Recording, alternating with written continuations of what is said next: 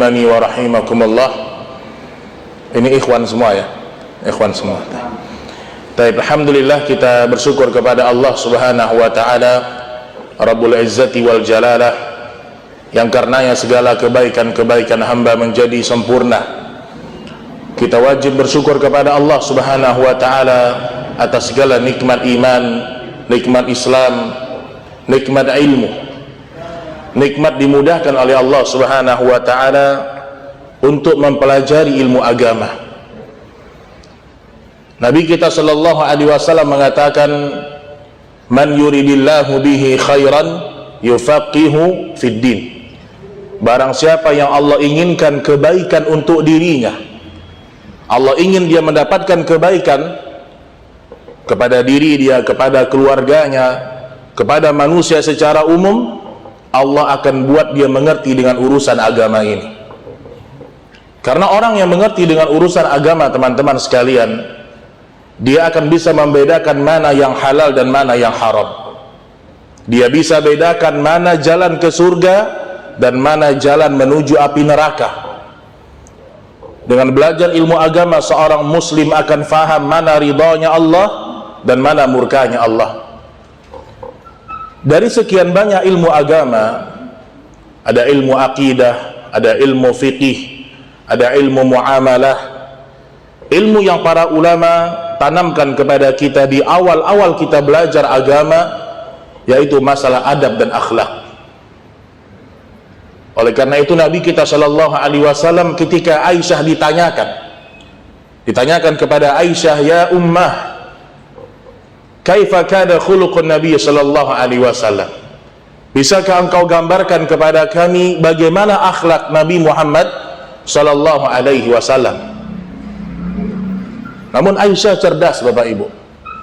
Aisyah tidak mengatakan Nabi itu jujur, Nabi itu orang yang lemah lembut, Nabi itu orang yang suka membantu fakir miskin. Aisyah nggak mengatakan itu. Tapi kata ibunda Aisyah radhiyallahu taala anha, kana khuluquhul Quran. Adalah akhlaknya Rasul kita sallallahu alaihi wasallam semuanya Al-Quran. Oleh karena itu di antara tujuan diutusnya Rasulullah sallallahu alaihi wasallam, liutammima salihal akhlak. Sesungguhnya aku diutus oleh Allah Subhanahu wa taala untuk menyempurnakan akhlak di antara manusia. Salawat dan salam semoga senantiasa tercurahkan kepada manusia yang paling terindah, manusia yang paling indah semuanya, zahir wa batinan, adalah Rasul kita sallallahu alaihi wasallam. Suatu ketika teman-teman, Ka'ab bin Malik, beliau pernah keluar dari rumahnya, kemudian dia lihat bulan purnama yang begitu indah. Dia pandang purnama itu, dia pandang rembulan yang indah itu. Kemudian tiba-tiba Nabi sallallahu alaihi wasallam keluar dari rumahnya memakai jubah yang ada lis hitam dan merah. Kata Ka'ab bin Malik radhiyallahu taala anhu, aku pandang bulan purnama begitu indah, aku pandang wajah Rasulullah sallallahu alaihi wasallam, demi Allah wajah Rasul kita sallallahu alaihi wasallam lebih indah daripada bulan purnama. Makanya dulu orang-orang kafir Quraisy tidak ada satupun mereka yang menghina fisik Nabi, nggak ada. Sekarang aja ada orang yang menghina penampilan orang-orang saleh. Ada orang yang tidak suka dengan orang yang memakai jubah, ada orang yang tidak suka dengan orang-orang yang memakai jilbab, wanita-wanita muslimah, mereka nggak suka. Tapi di masa Nabi dulu nggak ada orang menghina fisik Rasul, karena mereka mengakui kesempurnaannya. Dan semua orang-orang kafir Quraisy di masa Nabi Shallallahu Alaihi Wasallam, semua mereka mengakui akhlak Nabi Muhammad Shallallahu Alaihi Wasallam. Tidak ada yang mengingkarinya, teman-teman. Tapi kenapa Nabi dimusuhi, Nabi dilempar dengan batu ketika ke Taif? Itu murni karena Nabi mengajarkan tauhid kepada umat. Murni itu aja. Yang tadinya mereka sembah berhala, kata Nabi, tinggalkan berhala ini, sembah hanya kepada Allah. Yang tadinya mereka menyembelih untuk sesuatu selain Allah, kata Nabi, tinggalkan sembelihan ini, tujukan hanya kepada Allah. Itu yang membuat Nabi kita sallallahu alaihi wasallam dibenci. Tapi masalah kejujuran, masalah menjamu tamu, masalah bertemu dengan seorang muslim, selalu mereka mengakui akhlak Rasulullah sallallahu alaihi wasallam. Maka kita ini harus contoh dan harus belajar bagaimana akhlak Nabi kita Muhammad sallallahu alaihi wasallam dalam semua lini kehidupan beliau. Baik ikhwani fiddin rahimani wa rahimakumullah, insyaallah kedepannya kita akan membahas kitab Al-Adab Al-Mufrad, ya, yaitu adab-adab yang ditulis oleh Al-Imam Al-Bukhari rahimahullahu ta'ala.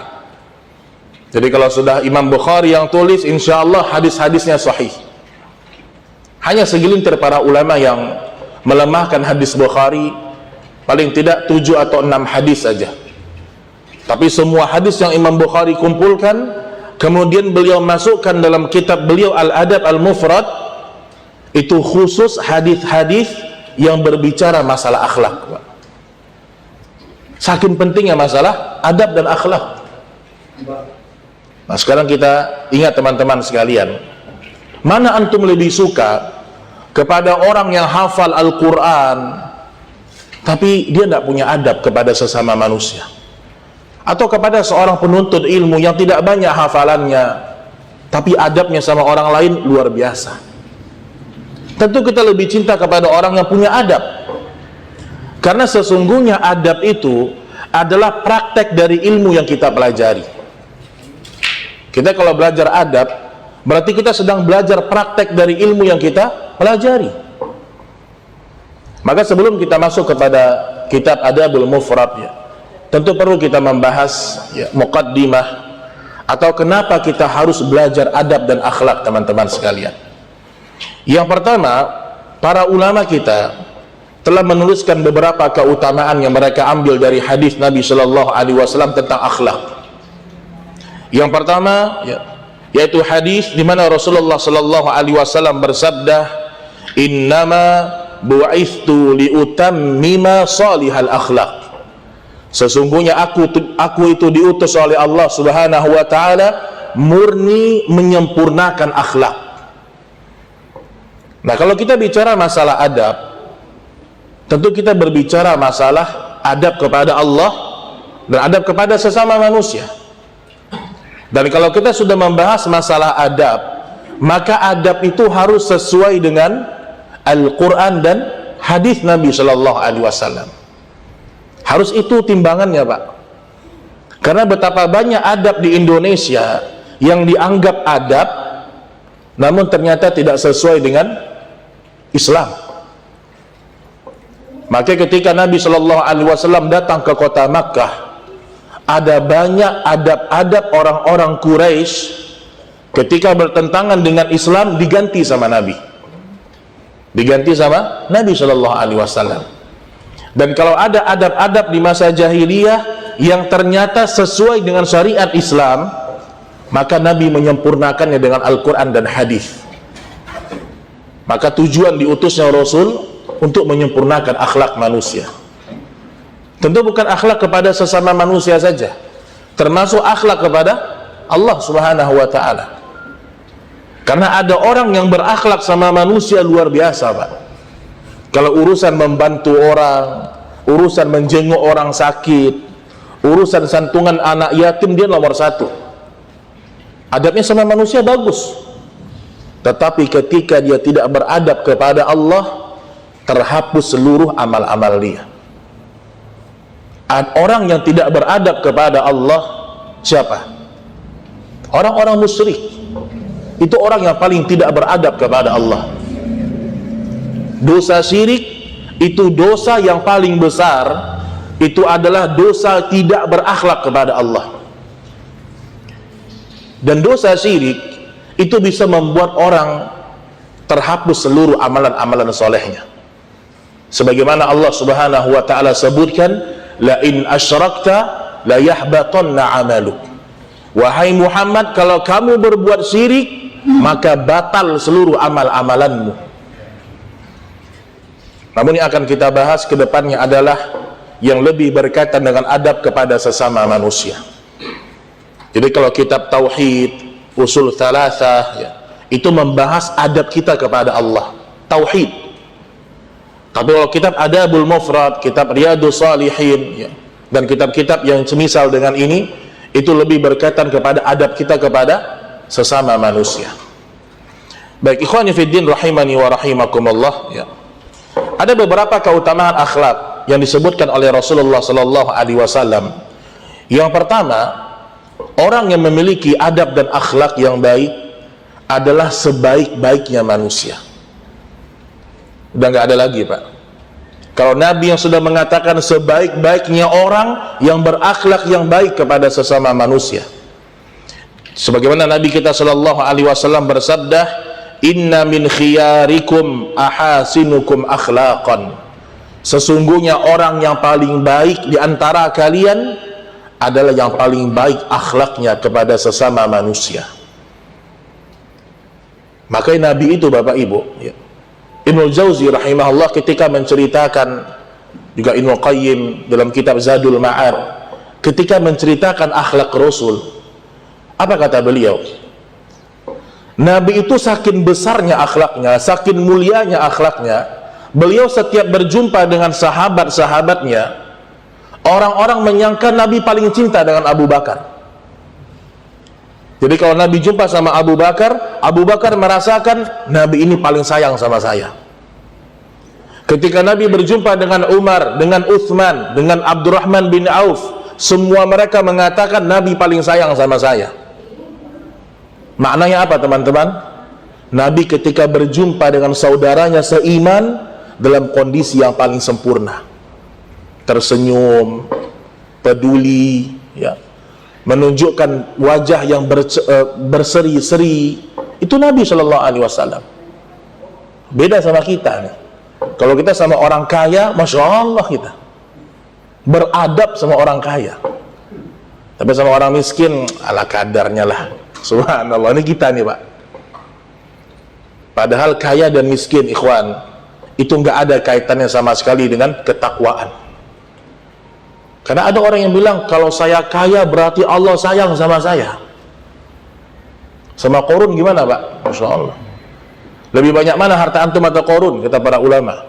Qarun lebih banyak. Tapi banyaknya harta Qarun bukan berarti Allah sayang sama dia. Makanya kalau ada ustadz yang bilang orang Islam harus kaya, benar nggak tuh? Orang Islam wajib kaya. Ada ustadz ngomong gitu, Pak. Dia wajibkan orang Islam kaya. Kalau orang Islam wajib kaya, Pak, maka orang yang pertama kali gagal berislam para sahabat.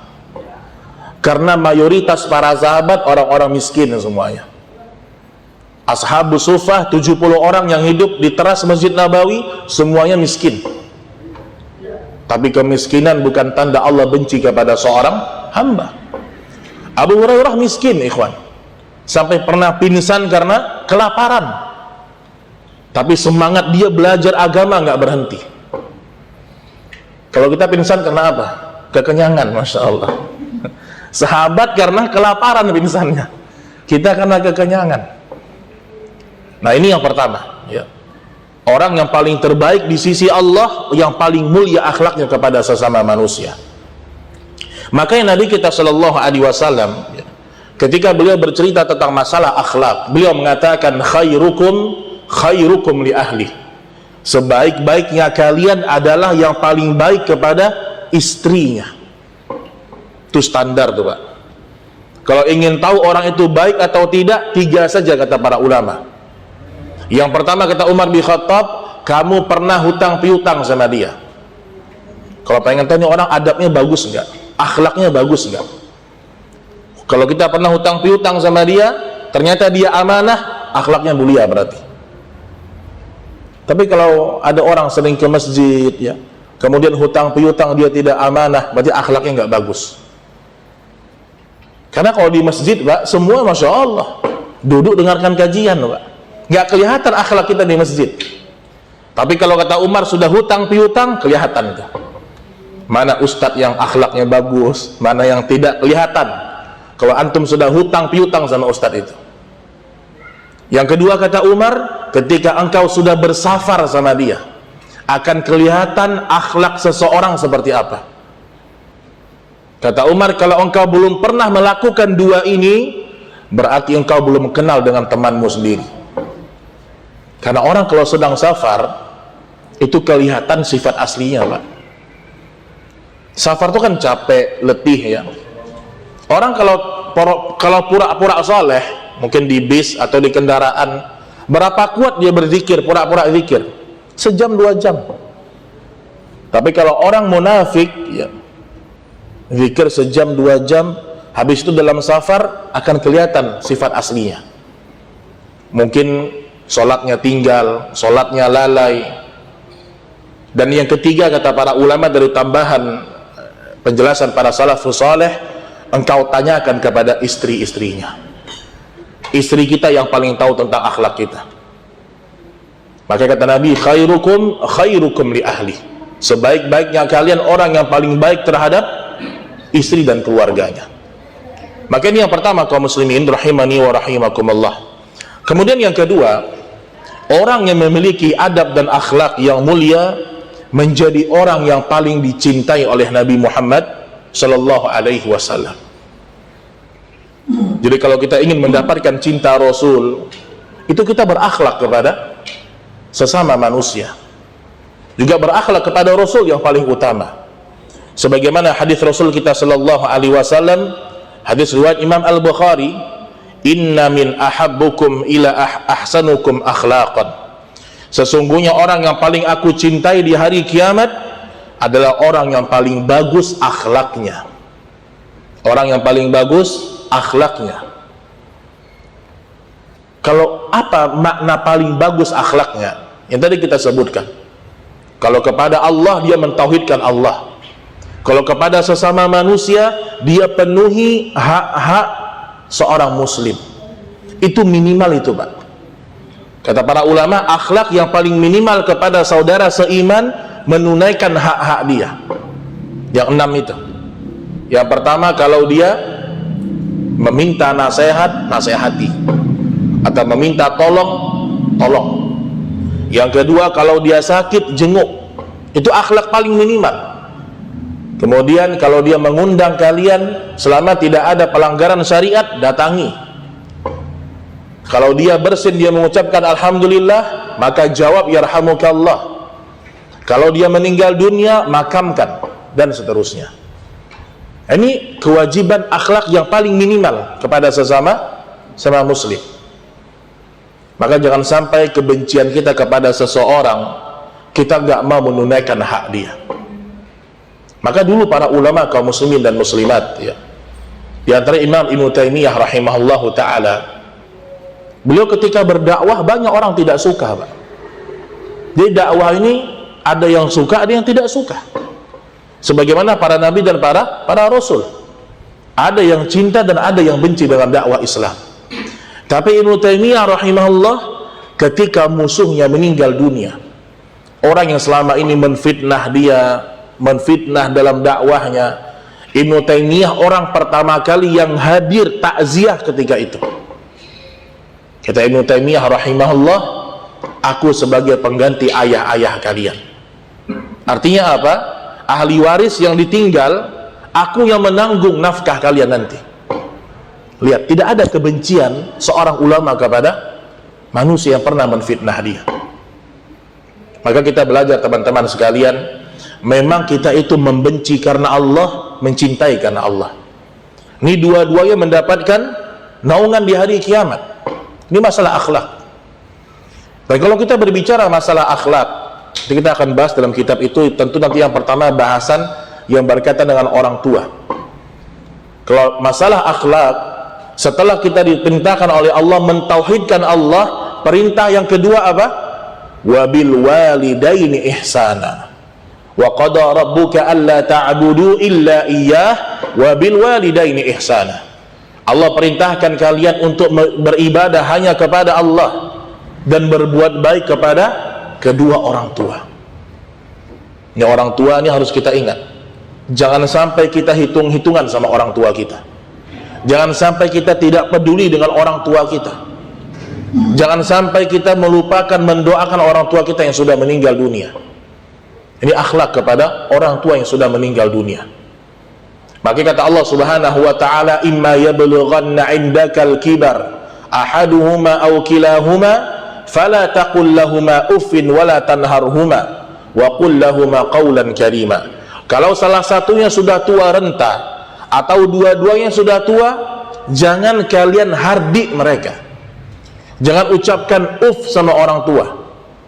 Wa qul lahumā qawlan karīmā. Tapi ucapkanlah kepada keduanya kalimat-kalimat yang mulia.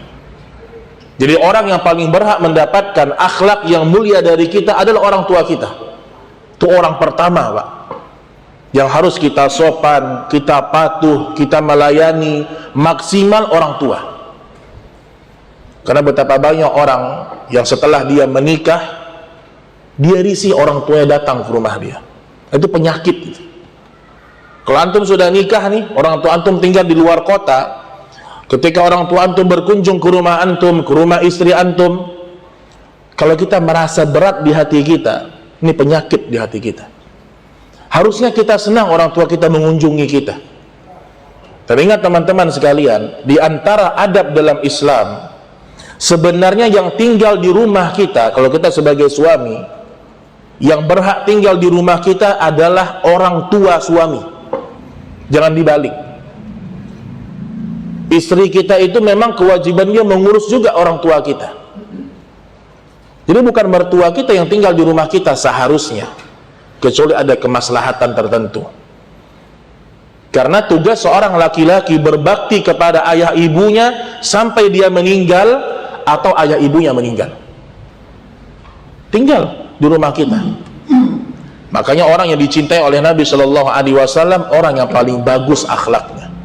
Kita lihat bagaimana akhlak Rasul kita Shallallahu Alaihi Wasallam, teman-teman. Pertama, akhlak Nabi kepada orang yang berada di bawah. Kita bahas muqaddimah dulu. Nabi punya pembantu atau tidak, Pak? Punya. Anas bin Malik 10 tahun kerja sama Nabi, nggak dibayar, Pak. Masya Allah. Melayani Nabi, ya, membantu Nabi, mempersiapkan kebutuhan Nabi 10 tahun. Kata Anas bin Malik, Nabi tidak pernah menghardikku, Nabi tidak pernah mencelaku, dan kalau Nabi menyuruhku melakukan sesuatu, Nabi hanya mengatakan, wahai Anas, letakkan barang itu di situ, bukan di sini. Alangkah lebih baiknya letakkan barang itu di situ, bukan di sini. Ini adab kepada pembantu, adab kepada orang yang bekerja dengan kita. Sampai ada hadis yang sahih disebutkan, maafkanlah pembantu kalian walaupun 70 kali dalam satu hari. Bisa nggak tuh, Pak? Punya pembantu 70 kali maafkan. Piring pecah, maafkan baru 1 kali. Makanan yang nggak enak dia masak 2 kali. Baju yang dia gosok terbakar 3 kali. Sampai 70 kali antum maafkan pembantu. Itu namanya akhlak. Walaupun memang kata para ulama, akhlak yang ada pada diri Nabi Shallallahu Alaihi Wasallam itu adalah mukjizat. Kita tidak akan pernah bisa meniru akhlak Nabi 100%, nggak akan bisa. 100% niru akhlak Nabi nggak akan bisa kita. Contoh, Pak, akhlak Nabi yang paling mulia diantaranya beliau tidak pernah berdusta. Seumur hidup nggak pernah bohong, masya Allah. Kita hari ini udah berapa kali kita bohong? Bohong sama istri, bohong sama teman. Hari ini aja berapa kali kita bohong? Nabi seumur hidup nggak pernah dusta. Lihat Nabi kita SAW.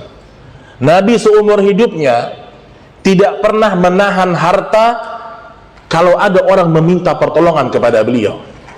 Nabi pernah jalan sama Abu Dzar Al-Ghifari radhiyallahu anhu. Kemudian Nabi tunjuk gunung Uhud.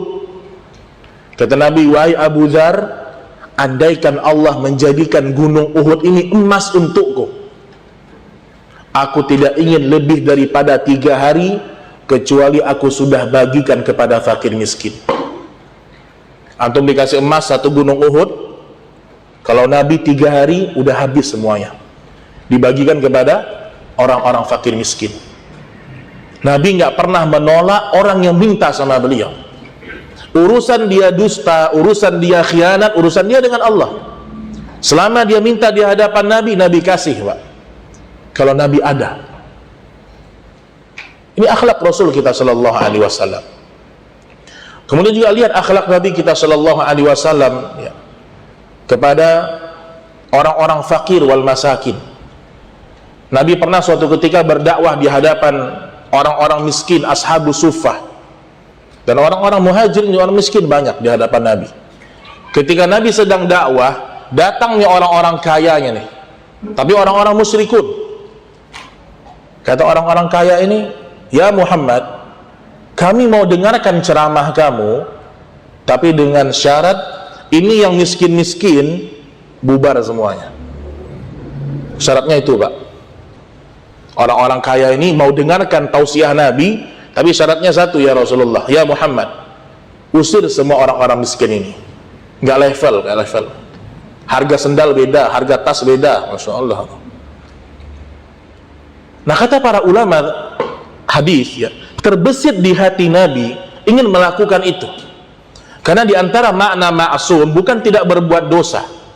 Di antara makna ma'sum, ketika ada keinginan jatuh kepada kesalahan, Allah tegur. Itu makna ma'sum. Ketika terbesit di hati Nabi, oh iya, kalau saya punya majlis orang-orang pembesar, mereka dapat hidayah, mudah dakwah ini, kata mereka. Mudah mendakwahkan ke bawah. Langsung turun ayat menegur apa yang hendak Nabi Shallallahu Alaihi Wasallam lakukan. Allah mengatakan, wala tatrudil ladzina yad'una rabbahum bil ghadati wal 'ashyi yuriduna wajhah. Wahai Muhammad, jangan kamu usir orang-orang miskin itu dari masjid, karena sesungguhnya mereka adalah orang-orang yang berzikir kepada Allah di waktu pagi dan petang. Jadi sama aja, Pak. Mau miskin kaya, kalau sudah majelis ilmu duduk bareng-bareng. Mau miskin kaya, kalau sudah yang namanya urusan sholat, nggak ada tempat khusus di masjid, Pak. Oh, mentang-mentang Pak RW soft 1 terus, nggak ada. Mentang-mentang pejabat soft 1 terus, nggak ada. Terlambat belakang. Itu akhlak dalam Islam. Makanya orang-orang miskin dicintai oleh Nabi Shallallahu Alaihi Wasallam. Makanya kata Nabi kepada Abu Dzar ketika memberikan wasiat, antuhibbal masakin wa an adnu minhum. Wahai Abu Dzar, kamu biasakan dirimu cinta sama orang-orang miskin dan dekat sama mereka. Penekanan lagi, Pak, cinta dan dekat. Bukan cuma sekedar program santunan, kasih amplop, anak yatim pulang, bukan sekedar itu. Cinta tahu antum cinta? Ada kerinduan ingin berjumpa dengan mereka dan dekat sama mereka. Dekat dalam artian apa? Saking dekatnya kita dengan orang-orang miskin, kita tahu kebutuhan mereka. Tapi sekarang orang kadang-kadang risih kalau berteman dengan orang miskin, risih kalau jalan sama orang miskin. Iya Ustaz, risih Ustaz, karena orang miskin zaman Nabi kan Masya Allah Ustaz. Orang miskin zaman kita gangguin Ustaz, Masya Allah. Intinya adalah akhlak Nabi itu cinta kepada orang-orang miskin. Makanya orang-orang miskin muhajirin, Nabi sebutkan keutamaan mereka, yadkhulunal jannah, mereka masuk ke dalam surga lebih cepat 500 tahun daripada orang-orang kaya di antara mereka.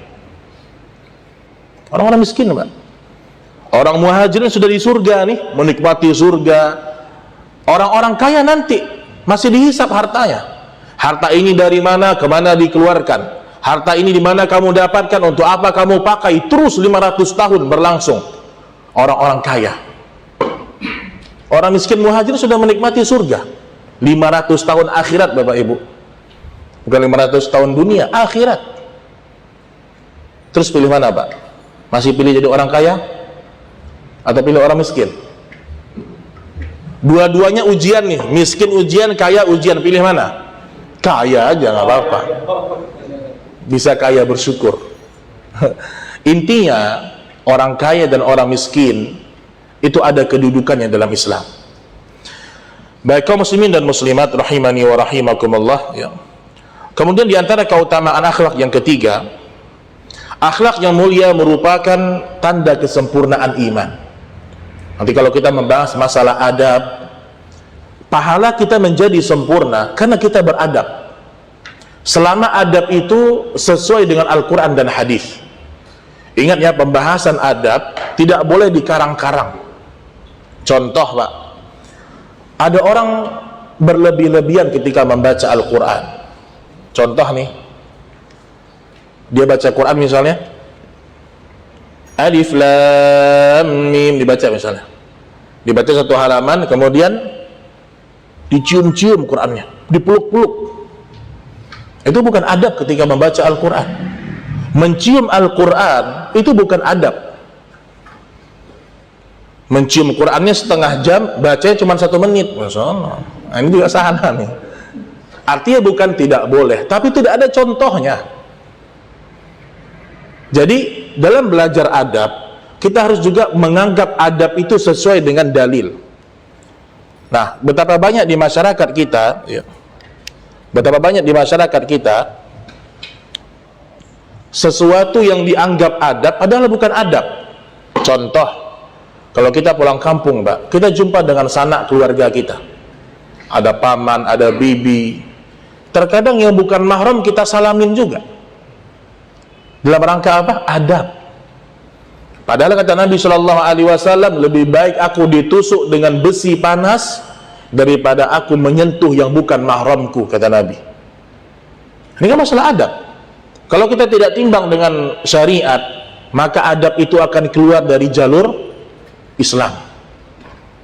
Maka kata Nabi kita SAW dalam hadis yang sahih, akmalul mu'minin imanan ahsanuhum khuluqan wa khiyarukum linisaihim. Yang paling mulia sempurna keimanan di antara kalian adalah orang yang paling bagus akhlaknya, dan sebaik-baik kalian adalah yang paling baik terhadap istri-istrinya. Jadi sempurna iman kita. Orang kalau rajin sholat, rajin sedekah, tapi dia tidak berakhlak kepada sesama manusia, maka belum sempurna iman dia. Maka pernah salah seorang wanita dikabarkan kepada Nabi, ini wanita sering sholat, bangun malam, sedekah, ya, menyantuni orang-orang fakir. Tapi kata para sahabat, ya Rasulullah, lisan dia selalu menyakiti hati tetangganya. Kata Nabi SAW, la khaira fiha, berarti tidak ada kebaikan sedikit pun pada wanita itu. Walaupun dia bangun malam, sholat tahajud, dia puasa Senin Kamis, tapi lisannya menyakiti hati tetangganya. Selesai Pak. Tidak dianggap Nabi dia orang yang baik imannya. Makanya di antara pembahasan adab dan akhlak itu sangat berkaitan dengan dosa lisan. Sangat berkaitan dengan dosa lisan.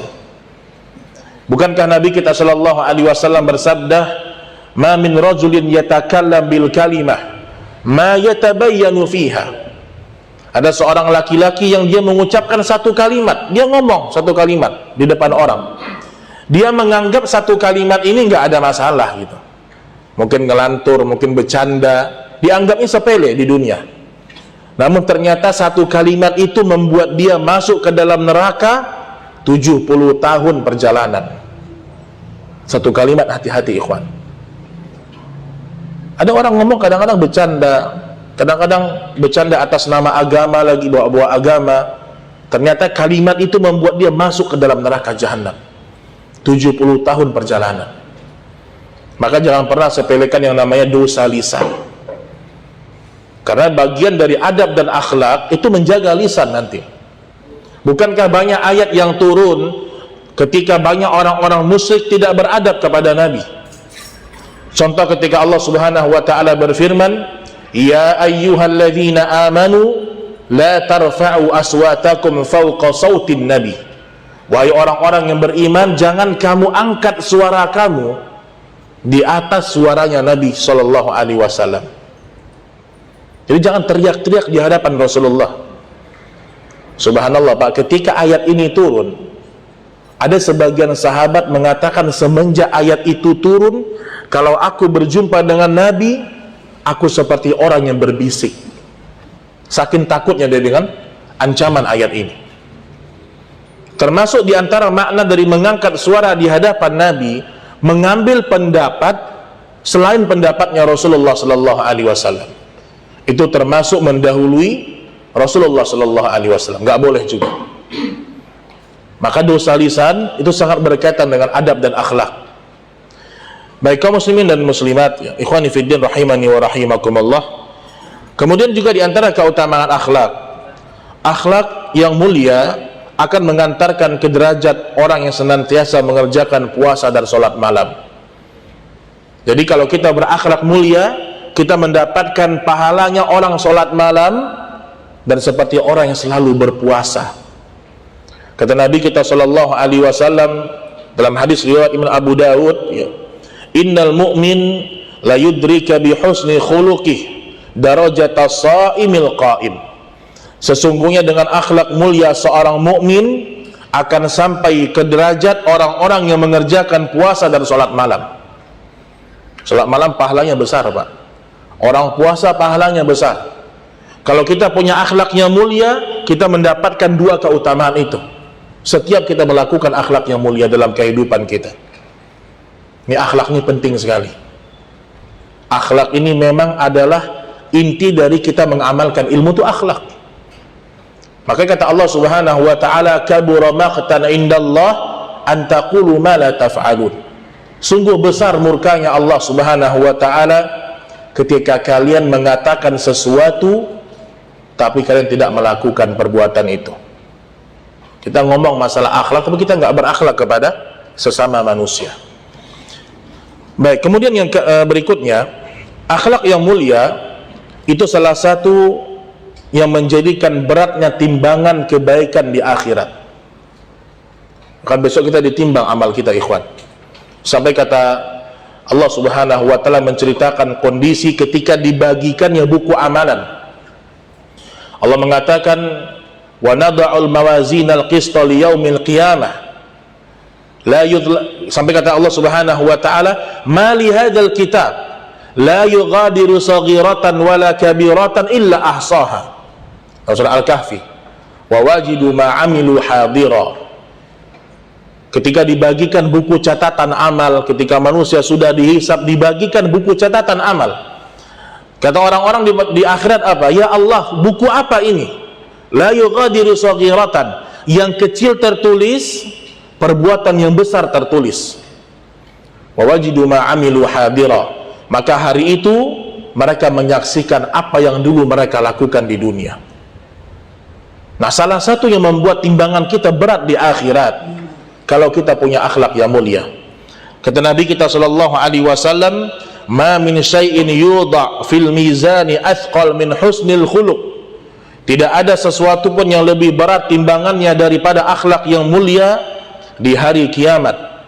Wa inna sahiba husnil khuluq la yablugha bihi darajat sahibus shalah was salah. Dan sesungguhnya derajatnya orang-orang yang berakhlak seperti orang-orang yang mendapatkan pahala salat malam dan pahala orang-orang yang berpuasa. Berat timbangannya di hari kiamat. Maka kata para ulama, akhlak itu ada dua. Ada akhlak memang bawaan, dan ada akhlak yang memang harus dilatih.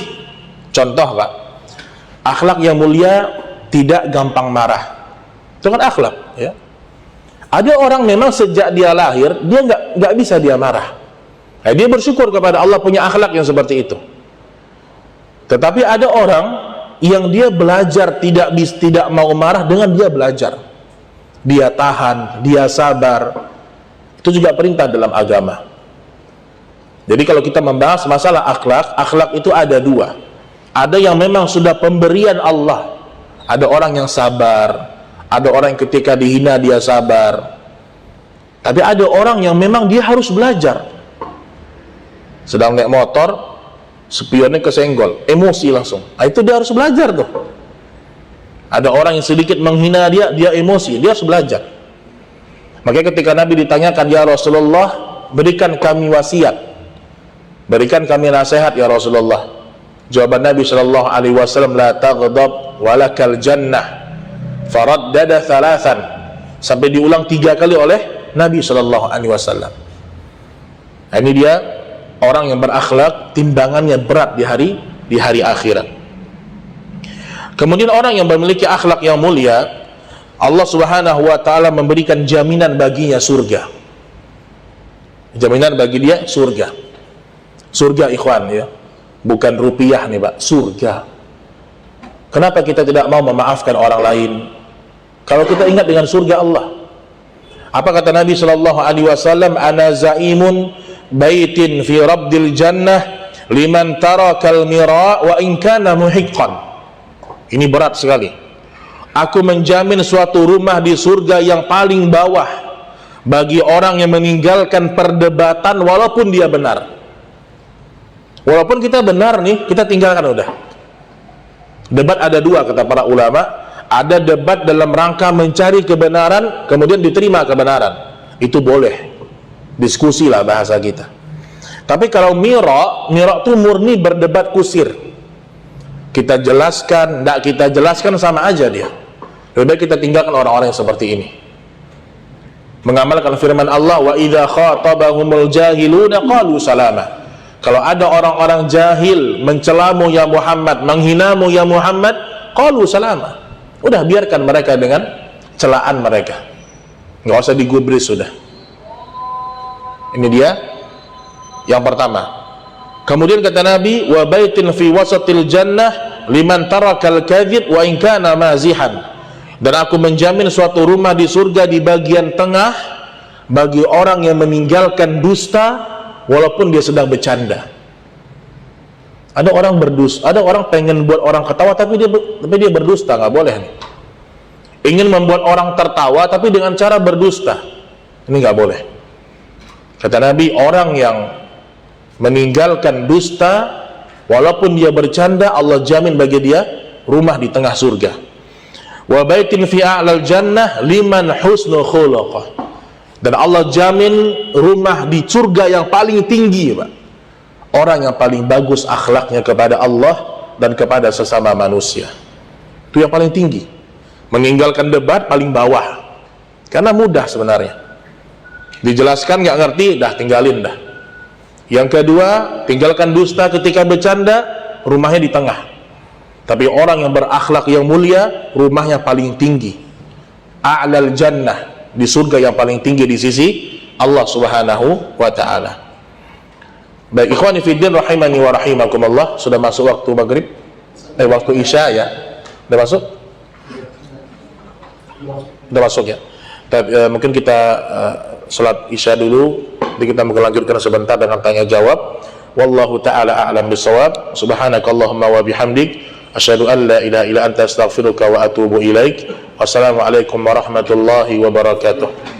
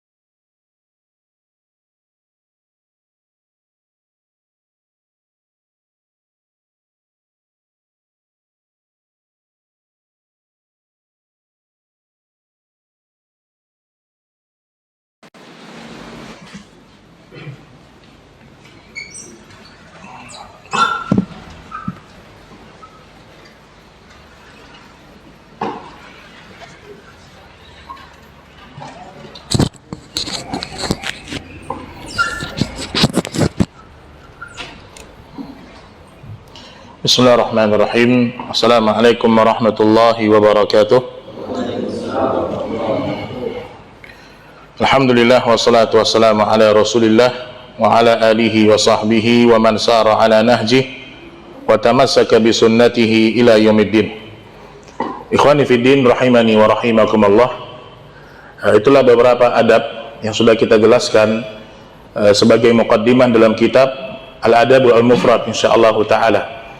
Dan sebelum kita masuk pada sesi tanya jawab, ada beberapa hal yang disebutkan oleh Al-Imam Ibnul Jauzi rahimahullahu ta'ala, yaitu tentang beberapa sifat dan adab yang dimiliki oleh para salafus saleh. Saya akan sebutkan beberapa sifat yang menjadi keutamaan bagi orang-orang yang hidup di masa Nabi Sallallahu Alaihi Wasallam dari generasi terbaik umat ini. Yang pertama, di antara sifatnya para salafus saleh, akhlak mereka kepada sesama manusia, mereka selalu mengajak manusia menegakkan al-amru bil ma'ruf wan nahyu 'anil munkar. Itu bagian dari akhlak. Mengajak orang kepada kebaikan dan melarang orang untuk melakukan kemungkaran. Itu bagian dari akhlak. Jadi akhlak itu bukan sekedar berbuat baik atau mungkin menyantuni orang-orang fakir, memaafkan orang lain, bukan sekedar itu. Tapi di antara bagian dari akhlak dalam Islam, mengingatkan orang yang salah. Dan itulah menjadi sifatnya para sahabat, teman-teman sekalian. Para sahabat itu menjadi manusia terbaik. Sebagaimana Allah Subhanahu wa taala sebutkan di dalam surah Ali Imran ayat 110. Kuntum khaira ummatin ukhrijat linnas, ta'muruna bil ma'ruf wa tanhauna 'anil munkar. Kalian wahai para sahabat menjadi manusia paling terbaik karena kalian menyuruh manusia mengerjakan yang ma'ruf dan menyuruh manusia mencegah sesuatu yang mungkar. Itu akhlak yang pertama. Kemudian yang kedua, di antara akhlak para salafus saleh, mendahulukan sikap lemah lembut dalam berdakwah dan beramar ma'ruf nahi mungkar. Terkadang perlu lemah lembut dalam dakwah, terkadang juga perlu tegas dalam dakwah. Ada kondisi-kondisi kita lemah lembut, ada kondisi-kondisi kita tegas dalam berdakwah. Kapan kita lemah lembut? Ya, kita lemah lembut kepada umumnya orang-orang awam.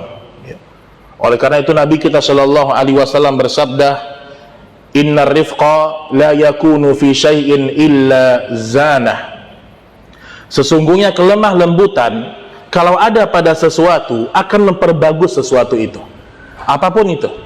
Kita ngomong sama orang lemah lembut, kita menasihati orang lemah lembut, kita menyuruh orang meninggalkan kemungkaran lemah lembut, akan memperindah perkara itu. Wala yunza' min syai'in illa syanah. Tetapi kalau lemah lembut dicabut dari sesuatu, nggak pakai lemah lembut, main sikat aja misalnya kan, ini akan hilang kelemah lembut dalam perkara itu, akan menjadi buruk urusannya. Ini kata Nabi kita Shallallahu Alaihi Wasallam. Makanya Allah Subhanahu wa taala menyebutkan dalam surah An-Nahl ayat 125, di antara cara dalam berdakwah, ud'u ila sabili rabbika bil hikmati wal mau'izatil hasanah wajadilhum billati hiya ahsan. Berdakwalah kalian di jalan Rabb kalian dengan cara yang hikmah. Di antara makna hikmah kata para ulama tafsir, hikmah artinya mendakwakan sesuai dengan sunnah dengan kelemah lembutan. Maka dulu ada salah seorang, kalau saya tidak salah Harun Ar-Rasyid, ya, datang kepada dia seorang pemuda, Pak. Ini pemuda ini semangat dalam belajar agama. Kalau pemuda sudah belajar agama kan biasanya berapi-rapi kepalanya, masya Allah, semangat gitu. Kata pemuda ini apa? Wahai Harun Ar-Rasyid, wahai pemimpin umat Islam, kata dia, kenapa kamu diam dari kemungkaran ini, kemungkaran itu? Dia sebutkan satu persatu kesalahan pimpinan ini, sampai keluar dari dia kalimat-kalimat kasar kepada pemimpin ini. Apa kata imam ini, Harun Rasyid, kata pemimpin ini, dia mengatakan, wahai anak muda, sesungguhnya aku tidaklah lebih buruk daripada Fir'aun, dan engkau tidak lebih mulia daripada Musa dan Harun. Maksudnya apa? Ketika Allah menyuruh Musa dan Harun berdakwah kepada Fir'aun, apa kata Allah? Faqula lahu qawlan layyinan, la'allahu yatadzakkaru aw yakhsha. Wahai Musa, wahai Harun, kalian berdakwah kepada Fir'aun. Qula lahu qawlan layyinan. Ucapkanlah di hadapan Fir'aun kalimat yang lemah lembut. Mudah-mudahan dia sadar dan takut kepada Allah. Nah, lemah lembut ini gimana sebenarnya, Pak? Ngomongnya halus atau gimana? Ada orang lemah lembut, tapi yang diomongkan dia semua kesesatan. Ini bahaya juga. Jadi makna lemah lembut bukan berarti suara itu rendah, bukan. Lemah lembut artinya tidak ada kalimat-kalimat kotor, tidak ada kalimat-kalimat yang merusak adab seorang mukmin. Itu lemah lembut maknanya. Karena kalau yang dimaksudkan lemah lembut tidak boleh mengangkat suara, ini juga sebuah kesalahan. Karena yang maksud dengan lemah lembut adalah al-haq, ya. Menyampaikan dengan benar, dengan cara yang terbaik, dan tidak menyimpang dari Al-Quran dan hadis. Karena banyak orang lemah lembut, Pak, menyihir perkataan dia. Misal sebagian orang mengatakan, ya, ketika mereka mengatakan orang-orang kafir belum tentu dalam neraka. Anda pernah dengar seorang yang mengatakan, dan dia dikatakan seorang dai di Indonesia, ya, ketika ditanyakan kepada dia, besok orang-orang kafir masuk surga enggak? Jawaban kita apa, Pak? Hah? Enggak masuk surga. Itu akidah kita. Tapi kata dia ini apa? Kalau ditanyakan di dunia sama saya akan katakan orang kafir tidak akan masuk surga. Tapi bisa jadi di akhirat. Wah, suara dia lembut, Pak, tapi menyihir orang. Tapi bisa jadi di akhirat, kata dia, Allah mengganti hukumnya. Allah merahmati dia, Allah masukkan dia ke dalam surga, gak jadi masuk neraka, kata dia. Nah, ini kan kebodohan dalam beragama. Allah memakai hak prerogatifnya, kata dia, diganti iman dia kepada ke dalam surga. Terus apa kata dia dalam masalah ini, ya? Kenapa orang-orang kafir masuk neraka, kata dia? Itu bentuk cinta Allah sama orang kafir. Sebagaimana orang yang sakit, kalau dikasih makanan, nikmat nggak makannya? Nggak nikmat, kata dia. Nah, orang kafir ini banyak penyakit di badan dia. Kalau langsung dimasukkan ke surga, surga nggak terasa nikmat, kata dia. Jadi singgah dulu ke neraka, dibakar, baru masuk ke surga, biar terasa sejuknya surga, kata dia. Subhanallah, ya. Ini orang-orang liberal berbicara seperti itu. Maka hati-hati dengan kalimat lemah lembut. Inti dari lemah lembut adalah al-haq, menyampaikan yang namanya kebenaran. Baik, kemudian juga dalam berdakwah atau dalam beradab salafus saleh, mereka bersabar, punya sifat sabar, ya. Tidak tergesa-gesa, tidak terburu-buru, ya. Karena kata Nabi SAW, kata Allah Subhanahu wa Ta'ala, Luqman ayat 17, wa'mur bil ma'ruf wanha 'anil munkar wasbir 'ala ma asabak inna dzalika min azmil umur. Dan suruhlah manusia mengerjakan yang baik dan cegahlah mereka dari perbuatan yang mungkar dan bersabarlah terhadap apa yang menimpa kamu. Di sini kata para ulama tafsir, siapapun orang yang menegakkan al-amru bil ma'ruf wan nahyu 'anil munkar, dia harus punya sifat sabar. Karena setelah dia melakukan itu pasti ada orang-orang yang akan menyerang dia. Otomatis, Pak. Maka kata Syekh bin Baz rahimahullah, selembut apapun engkau berdakwah, engkau perlahan-lahan dalam dakwah, beradab kepada manusia, tetap saja yang namanya orang berpegang teguh kepada sunnah akan merasakan beratnya cobaan. Baik Bapak Ibu yang dimuliakan Allah Subhanahu wa Ta'ala, mungkin ini beberapa poin yang bisa kita sampaikan pada pertemuan ini. Ini sebagai muqaddimah. Mudah-mudahan kita bisa melanjutkan dengan bahasan pertama dalam kitab Al-Adab Al-Mufrad yang ditulis oleh Al-Imam Al-Bukhari rahimahullahu ta'ala. Mungkin kalau ada pertanyaan, masykurah.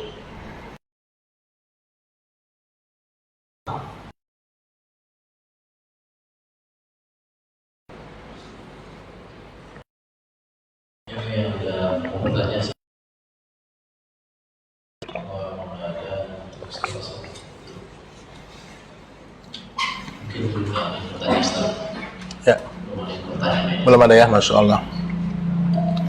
Ini kalau boleh request besok meja agak besar sedikit. Ini mejanya yang kekecil tuh saya kebesaran nggak tahu juga. Baik ikhwan ya. Jazakallah khair ya. Ini mungkin yang bisa kita sampaikan pada pertemuan ini. Semoga Allah Subhanahu wa taala merahmati kita semuanya. Tetap semangat dan istiqamah di atas sunnah Nabi kita sallallahu alaihi wasallam. Aqulu qawli hadza subhanakallahumma wa bihamdik asyhadu an la ilaha illa anta astaghfiruka wa atubu ilaik. Wassalamualaikum warahmatullahi wabarakatuh. Allah karim. Bismillah.